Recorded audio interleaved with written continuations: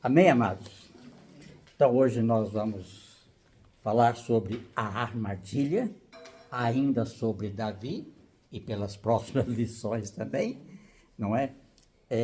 A referência hoje é 1 Samuel 18, 20 a 30. 1 Samuel 18, do versículo 20 ao 30, diz o seguinte.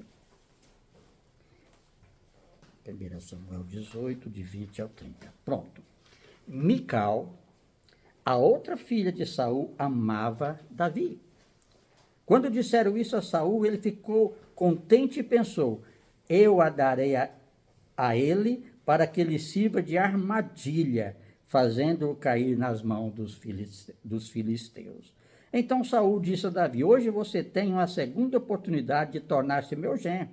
Então Saul ordenou aos seus servos que falassem em particular com Davi, dizendo: o rei está satisfeito com você e todos os seus servos o estimam.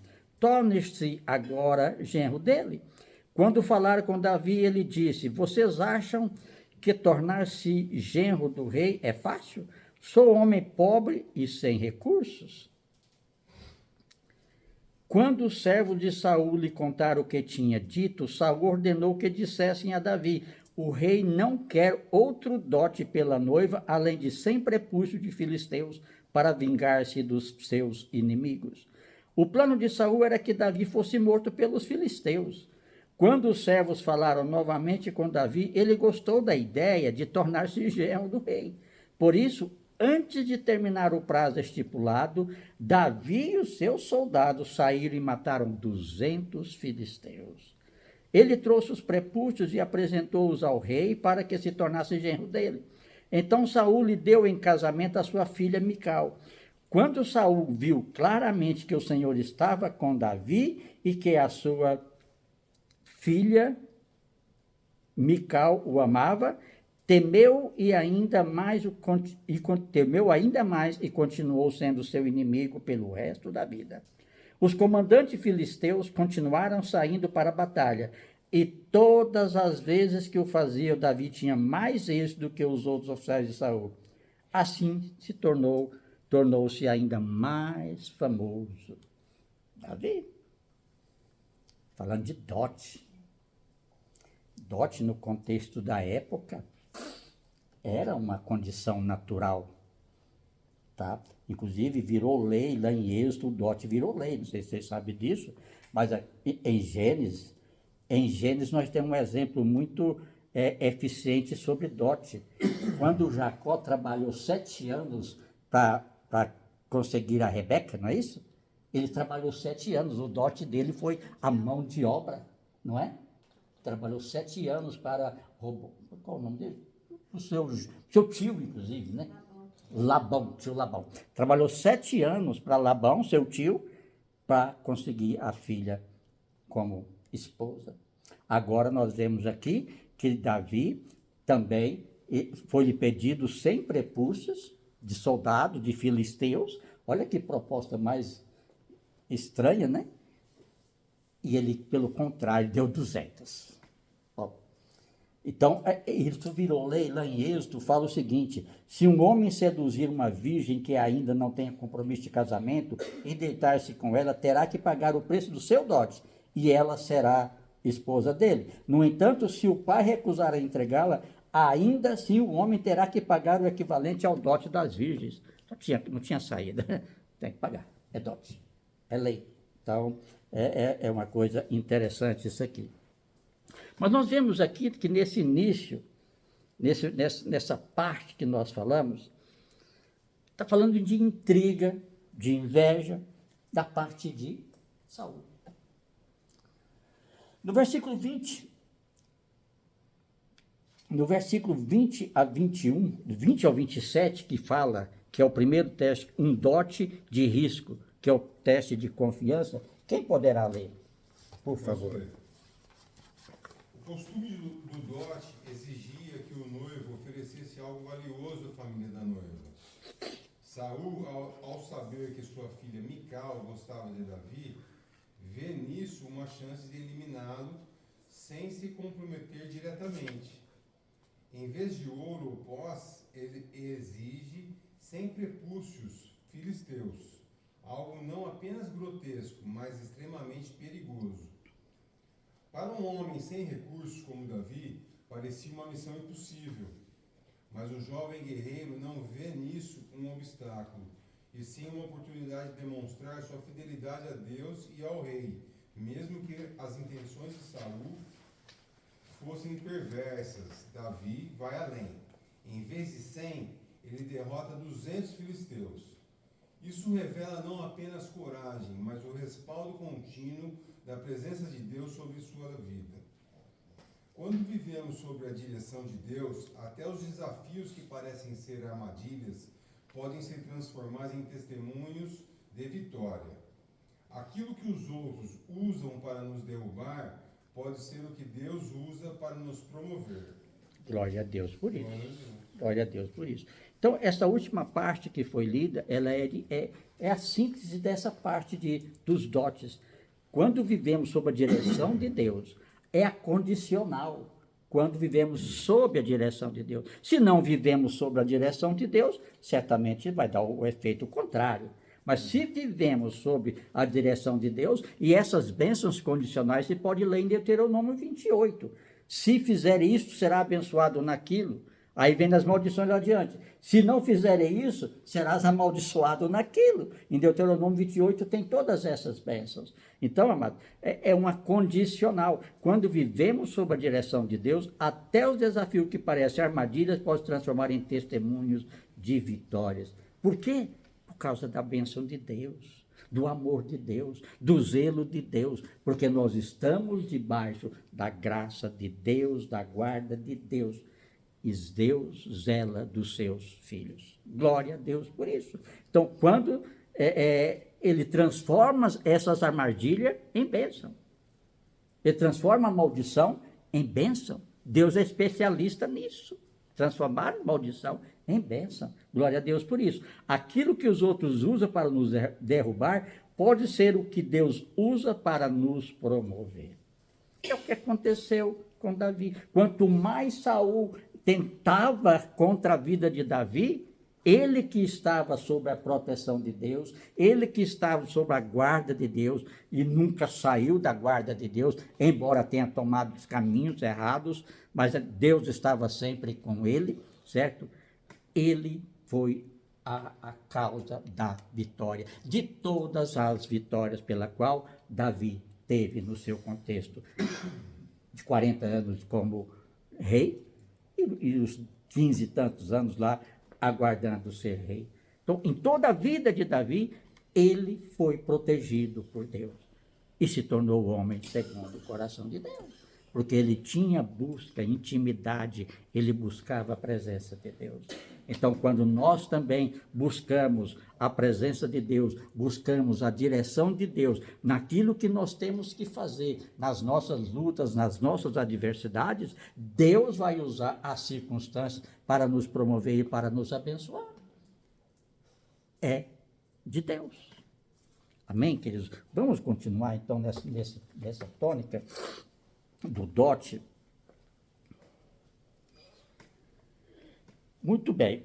O que nós podemos tirar dessa lição do versículo 20 ao 27, que fala do dote, um dote de risco, que é o teste de confiança? Saul, conforme nós vimos, ele usou da própria filha como canal para tirar a vida de Davi. Mas, por outro lado, nós vamos ter algumas informações a respeito disso que nós podemos tirar como lição para as nossas vidas. Primeira coisa, ter cuidado com a inveja. Davi, Saul, conforme nós já falamos, e todas as lições que vamos falar de Davi, de Saul praticamente, nós vamos falar da inveja, porque ele tinha esse sentimento ruim intrinsecamente à sua personalidade. Saul tinha. Tanto é que ele deixou aflorar e deu corda para isso e chegou ao ponto de querer ou de tentar assassinar Davi, conforme nós falamos na semana passada, de jogar a lança e ele esquivar-se 2 vezes, não é?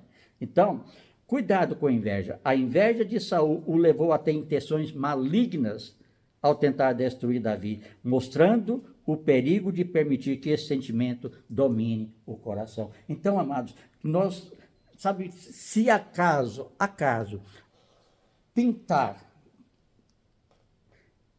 algum sentimento de inveja em nosso coração, rejeita em nome de Jesus, porque não vai fazer bem para a sua vida. Não vai fazer bem para a minha vida. Então eu não posso aceitar que esse sentimento de inveja venha até mim e venha e encontre pouso. Porque se eu deixar, ela permanece. Porque eu abri uma brecha para ele, para esse sentimento ruim. Não é? Então, se eu deixar, ele vem e com o tempo vai criando circunstâncias ruins para a minha vida. Foi o que aconteceu com Saul. Ele teve um sentimento de inveja e deixou aquilo crescer dentro de si. E olha que ele conhecia Deus. Ele conhecia Deus. Deus não era Deus desconhecido para ele. Então, o sentimento de inveja levou a Saul a ter intenções malignas.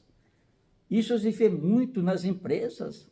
Inveja faz com que outros funcionários, não é? Venham a perder até seu emprego por causa de inveja. E começa o disse-me-disse, não é? Começa a acusar aqui, acusar dali, e daqui a pouco o celeuma é criado. Então, ele deixou essas intenções malignas e tentou destruir Davi, mostrando o perigo de permitir que esse sentimento domine o coração. Então, nós não podemos deixar que esse sentimento de inveja domine o nosso coração. Domine o nosso coração. Porque, observem bem, por que não podemos deixar que esse sentimento de inveja domine o nosso coração? Porque a boca, a Bíblia fala que a boca fala do que está cheio o coração. Se tiver inveja dentro do meu coração, vai falar, a minha boca vai só palavras que desabonam, palavras que amaldiçoam, não é? Então, eu não posso deixar que a inveja domine o meu coração, como dominou a vida de Saul.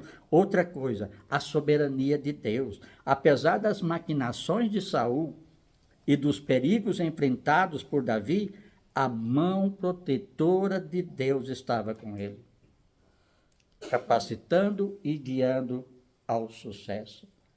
Apesar de todas essas situações ruins pela qual Saul se promoveu em cima de Davi, tentando matá-lo com intenções malignas, conforme nós já vimos pela inveja que entrou no seu coração, nós precisamos entender que a soberania de tudo pertence a Deus. A minha vida precisa estar no controle de Deus. É tudo. Quando a gente entrega a vida para Jesus, a gente entrega sem reserva. Tudo que é meu, Senhor, é teu. Por outro lado, tudo que é dele é meu. Eu sou herdeiro e cordeiro em Cristo Jesus de todas as promessas dele para a minha vida. Se eu sou herdeiro de tudo que ele tem para mim, eu vou ter reserva do que eu tenho para ele? Não. Eu preciso entender que, apesar das maquinações de Saul e dos perigos enfrentados por Davi, a mão protetora de Deus estava com ele. A mão protetora de Deus também está comigo, está com você. Precisamos enxergar isso. E olha que nós temos uma facilidade, que nós temos o Espírito Santo em nós, para nos mostrar, para nos revelar. É Deus que está no cuidado de todas as coisas. Todas as coisas. E tudo que diz respeito a mim está no controle de Deus. Mas nem tudo é como a gente quer. Nem tudo é no nosso tempo. Nem tudo é como a gente quer. É no tempo de Deus e a maneira de Deus. E o que é a maneira de Deus deve ser feito à maneira de Deus. Muito bem. Outra coisa que nós podemos aprender: confiar em Deus nos momentos difíceis. Sabe, nem sempre nós devemos confiar em Deus só quando as coisas estão indo bem. Quando está indo bem é fácil. Quando está tudo dando certo, maravilha. Às vezes nós esquecemos até de glorificar a Deus pelas coisas boas que estão acontecendo, porque está tudo correndo, não é? Está indo a favor do vento, tudo maravilhoso para comigo. confiar em Deus nos momentos difíceis. Aí é uma provação. Aí Deus vai provar. Aí Deus vai provar. Davi não agiu como uma vítima. Davi não se agiu como uma vítima, mas confiou que o seu destino estava nas mãos de Deus. Assim também nós devemos confiar que o nosso destino, a nossa vida, a partir do momento que nós nos entregamos ao controle de Deus, entregamos a nossa vida a Deus, a nossa vida, o nosso destino está nas mãos dele. Davi sabia disso. Davi sabia disso. E por isso que ele tinha a bênção de Deus sobre tudo que diz respeito a ele. E essa fé lhe permitiu agir com sabedoria em meio às perseguições. Assim também é nós. Se nós temos se entregamos o controle da nossa vida para Deus, ele vai nos dar condições e a sabedoria necessária que nós precisarmos para agir em meio a essas lutas, a essas adversidades, a esses problemas. Deus vai nos dar a sabedoria para lidar com as situações que nós precisamos. Pode ter certeza disso. Pode ter certeza, porque você é fruto do amor de Deus. E aquele que acha que lhe falta sabedoria, peça a Deus, que a todos ele dá liberalmente, ele dá sabedoria. Tiago 1,5. Se lhe falta sabedoria, peça a Deus, que a todos ele dá liberalmente. Então, queridos, confiar em Deus nos momentos difíceis. Davi confiou em Deus nos momentos difíceis.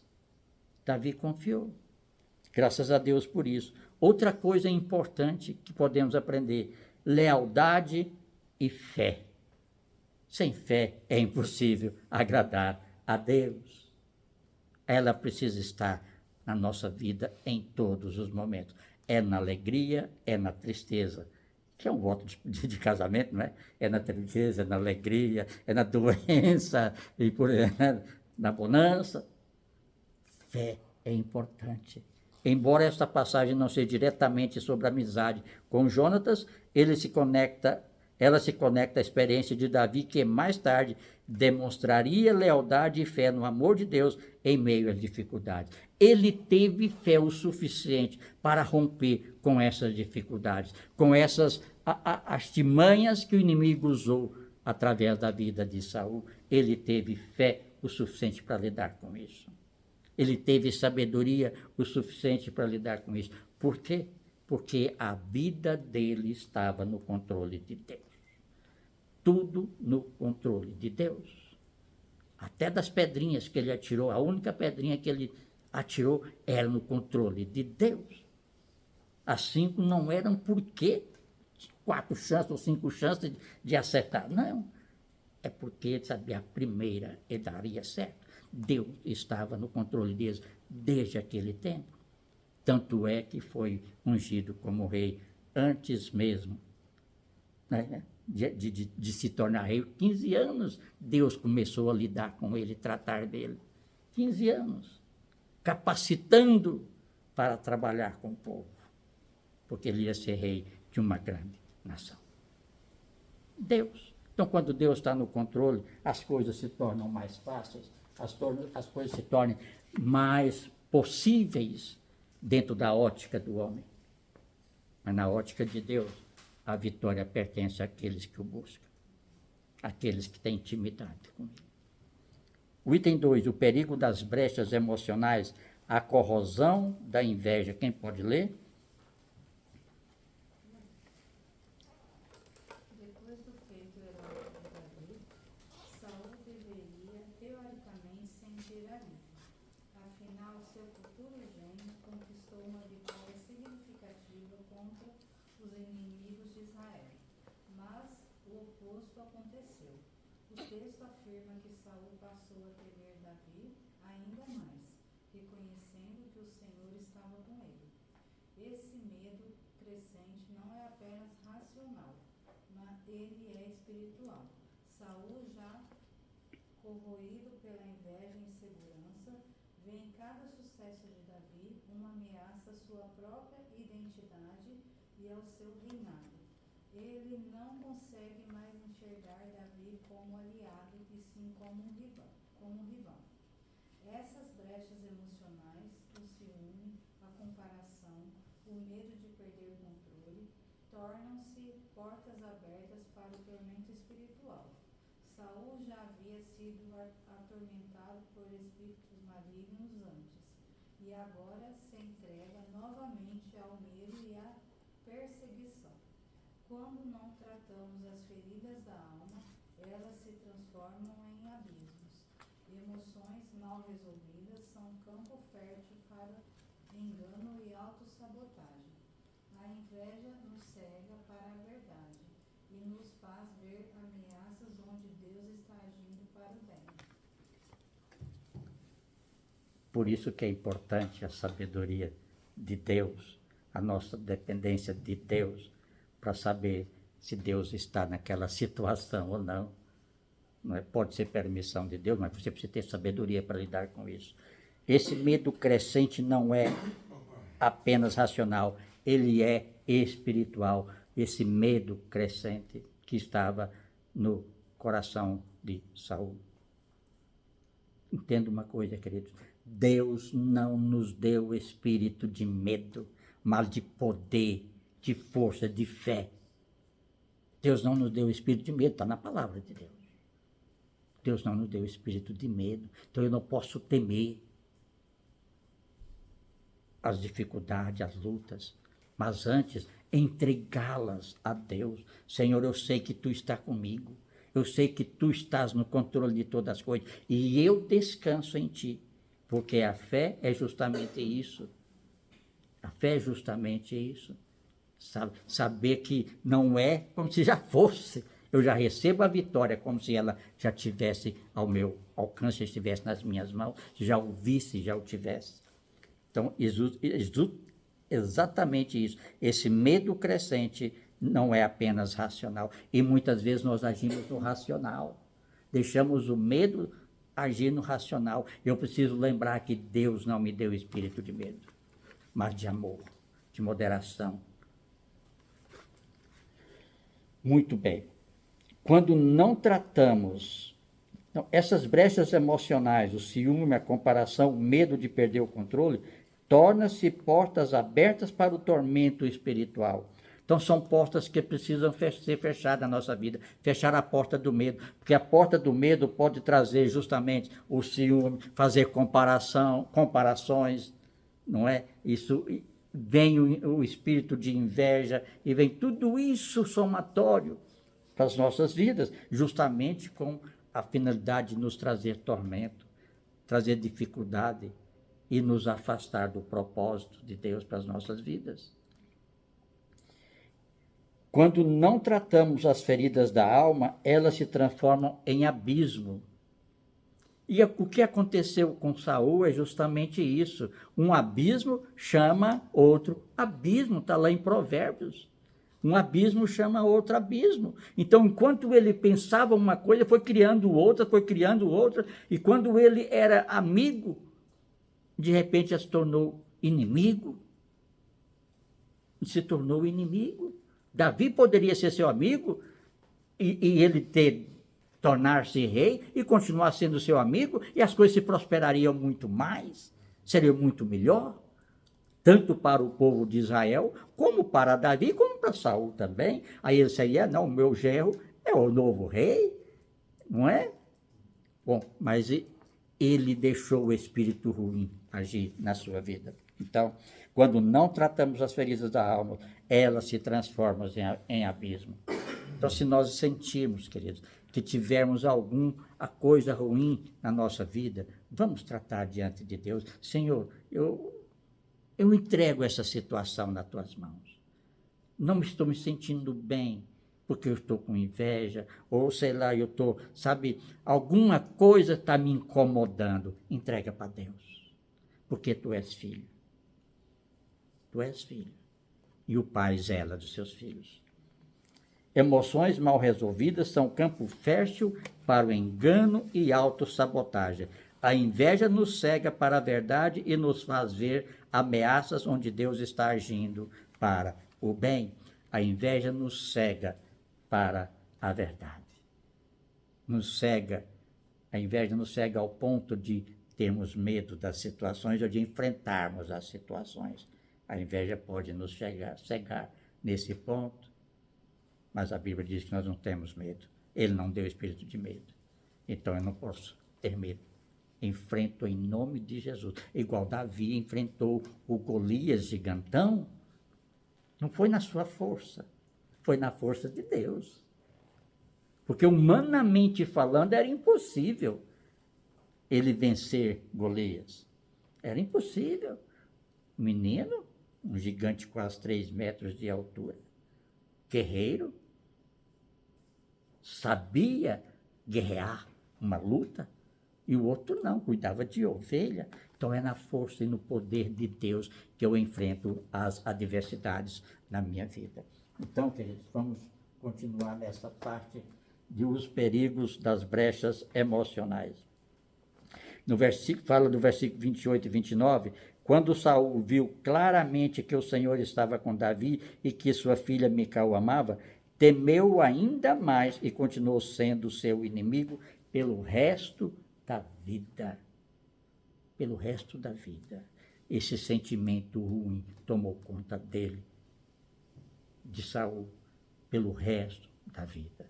Enquanto isso, Davi, que era um homem que estava buscando a Deus, estava debaixo da proteção da Deus, da potente mão do Senhor, diga-se, prosperava, se tornava mais conhecido e mais amado pelo povo de Israel.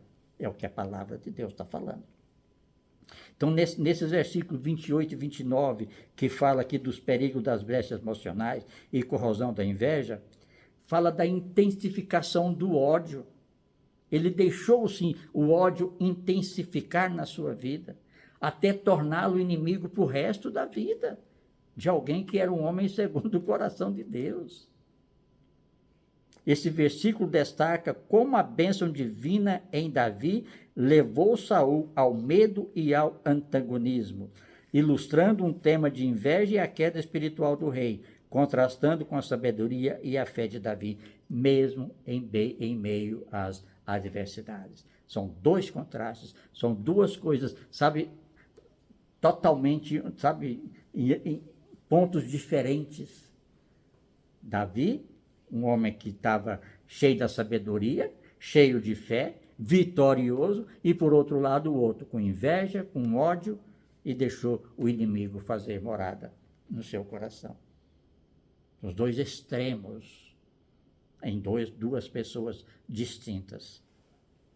O que podemos tirar de lição nessa passagem do versículo 28 ao 29? É simples. A bênção em Davi. A bênção de Deus em Davi, mesmo quando ele estava em uma posição humilde, tornou um ponto de atenção para Saul. Saul passou a observar que Deus era com Davi. E se Deus era com Davi, isso o tornou vitorioso. E como Deus não era mais com ele, o inimigo ruim entrou no seu coração e fez morada e fez dele um inimigo. Ele, inimigo de Davi. Mesmo assim, Davi teve oportunidades para resolver essas situações. Davi não resolveu da maneira que poderia ter resolvido, matando. Davi entendia diferente, porque Deus era com ele e o protegia. Maldito aquele que tocar num servo de Deus. Isso nos lembra que o sucesso e a prosperidade vêm do Senhor, especialmente para aqueles que se humilham e o servem. O sucesso e a prosperidade vêm do Senhor. Em tudo na minha vida, em tudo na sua vida, o sucesso, a prosperidade, as vitórias vêm do Senhor. E eu preciso glorificar por isso nas mínimas coisas. Davi certamente fazia isso. Então, essa situação das bênçãos de Deus sobre Davi, mesmo quando ele estava numa posição humilde, tornou-se um ponto de atenção para Saul. Ele passou a observar que Deus estava com Davi e a bênção, portanto, era com Davi. Isso nos lembra que o sucesso e a prosperidade O sucesso e a prosperidade de Davi veio do Senhor. O sucesso e a prosperidade na minha vida, na sua vida, também vem do Senhor. Os perigos da inveja e orgulho. A inveja é um pecado universal que, se alimentado, pode levar ao ódio. Ele foi alimentado na vida de Saul. Vingança, ações destrutivas, como as de Saul. Então, ele deu, ou ele alimentou esse espírito ruim. E ele cresceu. E virou e tornou-se inimigo de Davi. A inveja de Saul floresceu a partir da sua incredulidade e afastamento de Deus, resultando em intenções e atitudes malignas. Então, a inveja de Saul floresceu a partir da sua incredulidade e afastamento de Deus. Queridos, quando nós afastamos de Deus, nós estamos sujeitos a isso.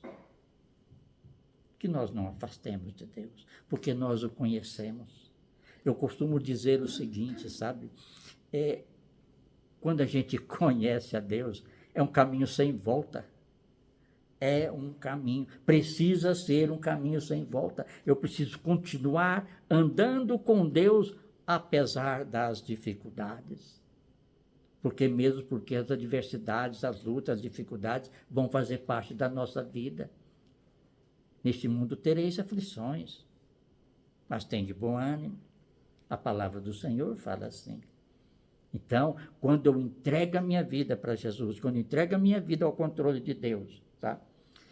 Eu preciso saber que, se eu afastar, que Deus nos livre disso, eu estou sujeito às hostes do maligno, à ação das hostes do maligno. Aí a Bíblia diz o seguinte, que o inimigo está ao nosso derredor, mas os anjos do Senhor que nos guarda ao nosso redor. Porque nós somos filhos, herdeiros e co-herdeiros, glória a Deus por isso. Confiar em Deus em meio à oposição. Mesmo quando enfrentamos inimigos poderosos, o apoio de Deus nos fortalece. O apoio de Deus, eu saber que Deus está no controle, eu saber que Deus está me apoiando, porque eu tenho a direção dele. Eu tenho condições maiores de enfrentar os inimigos poderosos que vêm sobre a minha vida. Foi assim com Davi.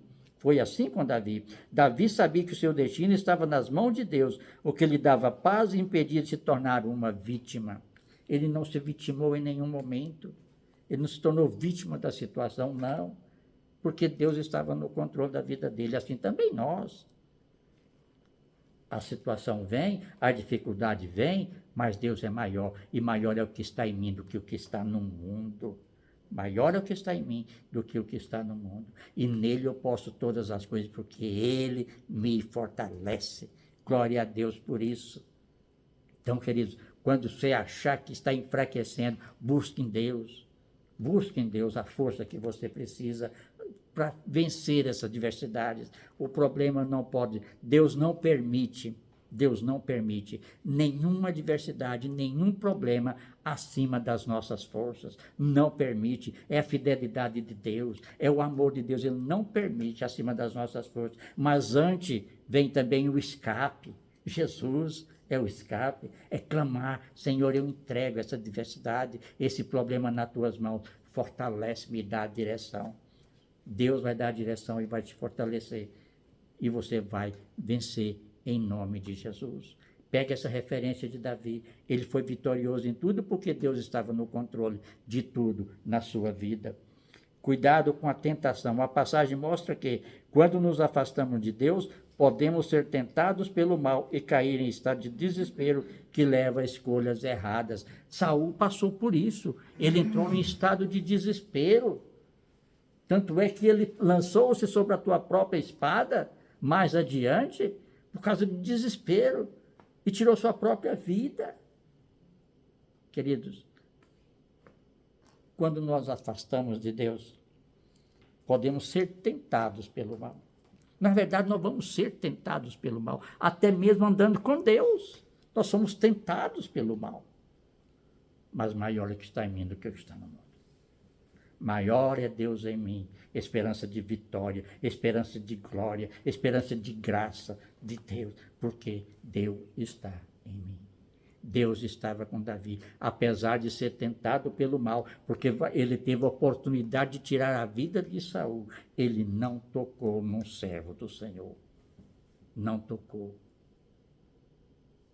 Então, queridos, esta passagem nos mostra que quando nos afastamos de Deus, podemos ser tentados pelo mal e cair em estado de desespero e que leva a escolhas erradas.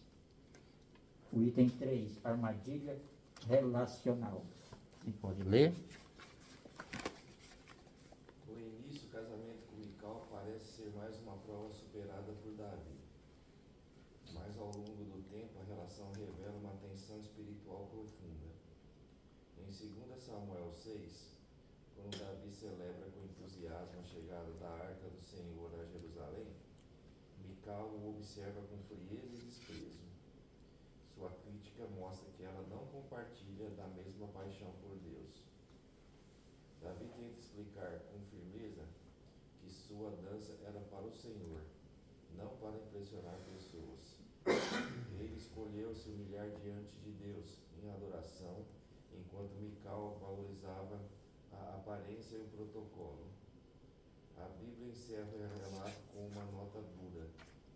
E até o dia de sua morte, Mical, filha de Saul, não teve filhos, indicando não apenas esterilidade física, mas o rompimento do vínculo espiritual e afetivo. Relacionamentos profundos exigem afinidade espiritual. Quando um cônjuge ou amigo próximo não compartilha da mesma devoção, há o risco de conflitos internos e bloqueios no propósito de Deus. Porém, mesmo nesses casos, Deus pode usar o amor, o exemplo e a paciência como pontes para a transformação. Amém. Glória a Deus. Muito bem. A armadilha estava aí. A armadilha relacional. Nesse relacionamento que foi aprovado pelo próprio Saul, né? Através de Mical. Nós vimos na semana passada que enquanto Davi trouxe a arca, ele dançou para o Senhor, não é? E ela criticou terrivelmente sobre aquela atitude de Davi, louvando a Deus pela arca do Senhor que estava de volta a Jerusalém. Então, e por causa desse erro dela, desse desacerto dela, dessa falta de fé dela, nós vamos ver algo diferente sobre isso, ela nunca teve filho com Davi. O seu ventre foi cerrado. Tornou-se uma pessoa estéril. Relacionamentos profundos exigem afinidade espiritual. Quando um cônjuge ou amigo próximo não compartilha da mesma devoção, há o risco de conflito interno e bloqueios do propósito de Deus. Aqui está falando justamente do jugo desigual. O jugo desigual é perigoso num relacionamento. Não é? É preciso que ambos tenham o mesmo princípio de Deus para que o relacionamento seja melhor do que um jugo desigual. Ah, eu creio nisso e eu creio naquilo. Ah, hoje eu vou à igreja. Não vou. É isso lá se não me engano, em Deuteronômio 22, fala sobre esse jugo desigual. Depois eu vou ver para vocês, 22. É quando coloca um cambão, como se fala, num boi e num burro. São diferenças de forças. Não tem sentido? Então é o jugo desigual. Não é? Então, amados, o que nós podemos aprender nesse item 3? Bom, essa passagem ilustra, está falando sobre o versículo 20 ao 23 de 2 Samuel, tá? Já não é mais no 1 Samuel que nós lemos no início, que fala o seguinte, 2 Samuel, cadê o 3? 3, está aqui. Voltando Davi para casa para abençoar sua família, Mical, filha de Saul, saiu ao seu encontro e disse: como o rei de Israel se destacou hoje, despindo-se em pudor diante das escravas dos seus servos, como homem vulgar? Pô, chamou o marido de vulgar, a atitude do marido de vulgar.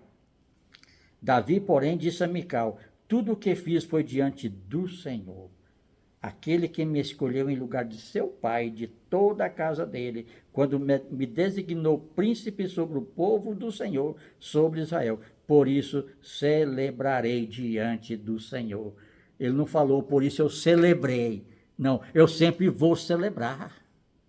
Ele não falou no passado, ele falou no presente e futuro. Eu celebrei e vou celebrar. Celebrarei diante do Senhor. Eu me rebaixarei ainda mais e me humilharei aos meus próprios olhos. Contudo, serei honrado por essas escravas que você mencionou. Mical, filha de Saul, jamais teve filho até o final da sua vida. Essa passagem ilustra a diferença entre a visão mundana de Mical, visão do mundo de Mical, e a devoção genuína de Davi. São os dois extremos, um do mundo e outro de Deus. O jugo diferente, o jugo desigual, culminando na esterilidade de Mical, em contraste com a valorização de Davi por partes das servas que representavam o povo de Deus. Então, o que nós podemos tirar de lição dessa passagem? Primeiro, honrar a Deus acima de tudo. Honrar a Deus acima de tudo.